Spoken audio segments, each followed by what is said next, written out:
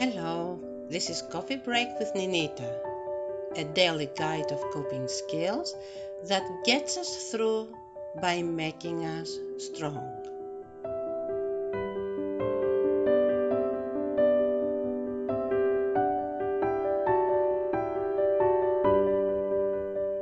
We're going to talk this week about the same subject we discussed in our Zoom meeting on Monday. I will start with an example. We have a couple, spouse A and spouse B. It doesn't matter whether it is the husband or the wife. Spouse A and spouse B are loving and have decided to live a life together forever. They get married.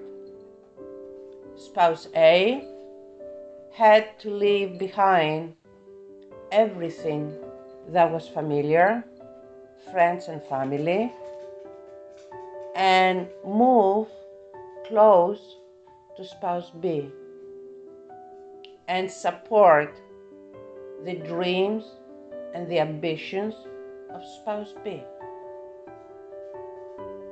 So that the spouse A did out of love, out of trust, out of faith, out of caring and believing that spouse B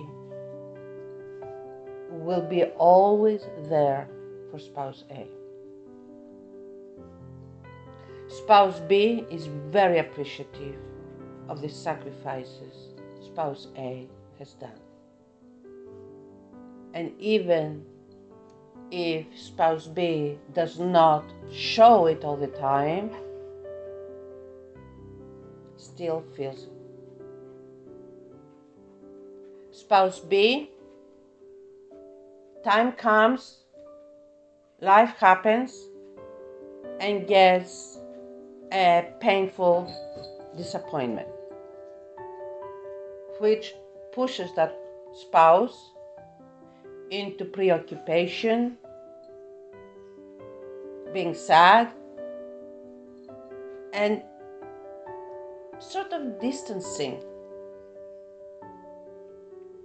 himself or herself from his or her spouse. It is not intentional. It is the event that has taken place that has consumed spouse B. And then spouse A is left alone. And in the beginning, is trying to be understanding, patient, and supportive,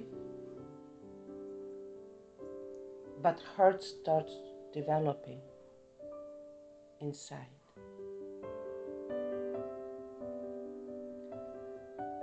Things change and they get back into normal life and they go on. That memory, that story that I just described, that experience is not settled, is unsettled. Even though because of life, they moved on and they continue their lives and their joys, and they have children and they have a family and everything is wonderful,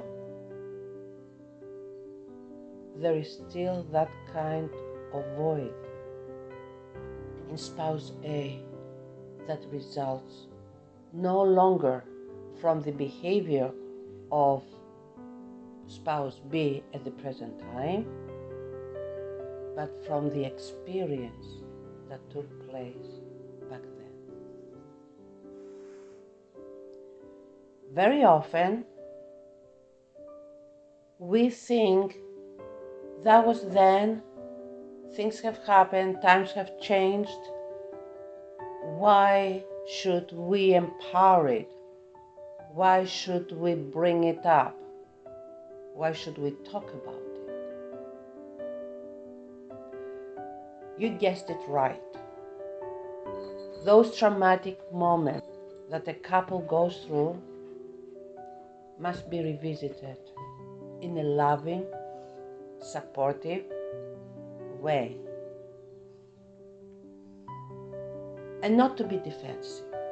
Very often, if spouse A says, I felt very alone, spouse B might say, I was so worrying about my career. Why couldn't you see? Blah, blah, blah, blah. Becoming defensive. This kind of discussion won't lead to something good, something peaceful, a resolution. Resolution doesn't get reached when we argue. Resolution gets reached when we acknowledge, validate the feelings that are being said and shared to us by our spouses.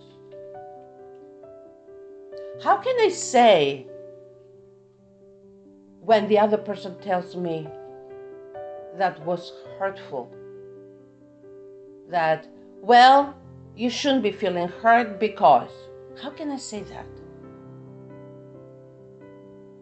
How can I dismiss the experience the other person has gone through that shares with me?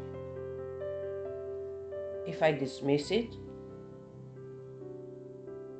the tearing starts, the tearing of the relationship. And it starts creating holes that weaken the marriage knot, the marriage bond. We will talk more on Wednesday and Friday of how to correctly approach a relationship today, which will help strengthen the marriage, whether we're aware of such an event that might have happened to our spouse or not. Just have this kind of discussions with your spouse. Bring it up. But we will talk about this on Wednesday and Friday, how to do that.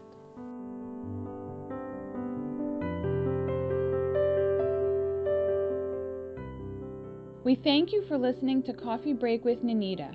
Our goal is to help our StayWHOLE community work through their challenges.